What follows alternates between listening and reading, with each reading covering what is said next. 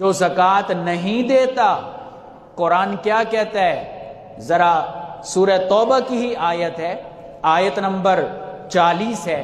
اللہ فرماتے والذین یکنزون الذهب والفضة ولا ينفقونها في سبيل الله فبشرهم بعذاب علیم یوم یحمى علیها فی نار جہنم فتکوى بها جباہهم وجنوبهم وظہورهم هذا ما کنزتم لانفسکم۔ فرمایا جو زکوٰۃ نہیں دیتے، قیامت والے دن یہی مال جہنم کے آگ میں تپا کر ان کی پیشانیوں کو داغا جائے گا، پہلوؤں کو داغا جائے گا، کمر کو داغا جائے گا۔ یہاں علماء نے بڑا پیارا نقطہ بیان کیا، سب کی توجہ چاہتا ہوں۔ ایسے موقع سے ڈرنا چاہیے ورنہ اللہ کی پکڑ آ سکتی ہے۔ وہ کیا ہے کہ جب زکوٰۃ لینے والا اس کے پاس گیا تو پہلے تو ظاہر ملتا ہے تو منہ بن جاتا ہے، اس کا تیوری چڑھ جاتی ہے۔ اللہ فرماتے اگر تیوری چڑھائی نا جہنم کی آگ سے داغا جائے گا۔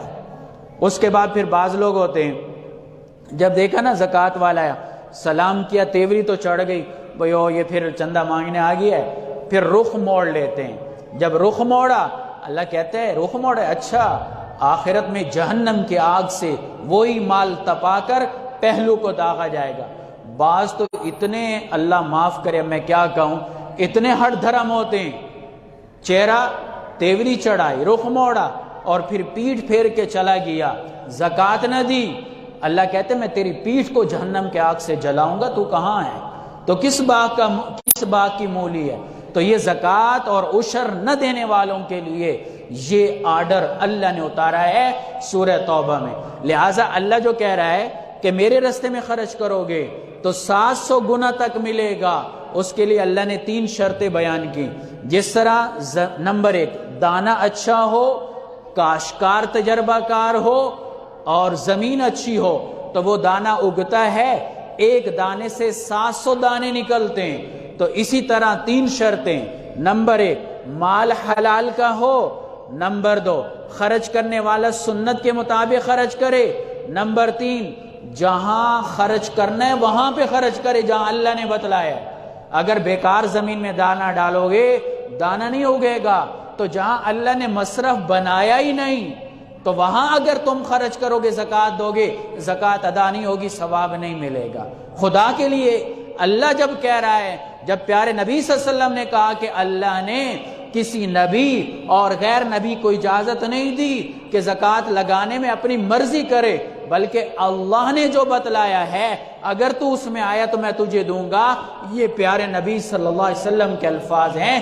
تو لہذا مصرف پہ زکوٰۃ دینی چاہیے، مصرف پہ مال خرچ کرنا چاہیے۔ آخری مسئلہ، یہ ایک مسئلہ کھڑا ہوا ہے کہ میاں بیوی ایک دوسرے کو زکوٰۃ دے سکتے یا نہیں۔ اصل میں بخاری شریف میں ایک حدیث ہے، حضرت عبداللہ بن مسعود رضی اللہ تعالیٰ عنہ کی زوجیں حضرت زینب، نبی صلی اللہ علیہ وسلم نے خواتین کو، توجہ رکھنا، نبی صلی اللہ علیہ وسلم نے خواتین کو صدقے کی ترغیب دی، تو حضرت زینب رضی اللہ تعالیٰ عنہ آئیں تو بیان کیا بھئی میں صدقہ دینا چاہتی ہوں، تو عبداللہ بن مسعود رضی اللہ عنہ کہنے لگے مجھے دے دو، میں بچوں پہ خرچ کروں گا۔ وہ نبی صلی اللہ علیہ وسلم کے پاس آئیں اور آ کر کہا جی میں اپنے خامند کو دے سکتی ہوں؟ نبی صلی اللہ علیہ وسلم نے کہا ہاں دے سکتی ہیں۔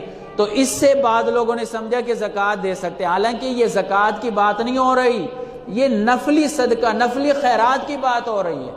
تو نفلی صدقہ آپ اپنوں کو، بچوں کو، سب پہ لگا سکتے ہیں۔ جہاں تک زکوٰۃ کی بات ہے، اس کے لیے اپنے ملک سے مال کو نکالنا ضروری ہے اور دوسرے کو مالک بنانا ضروری ہے۔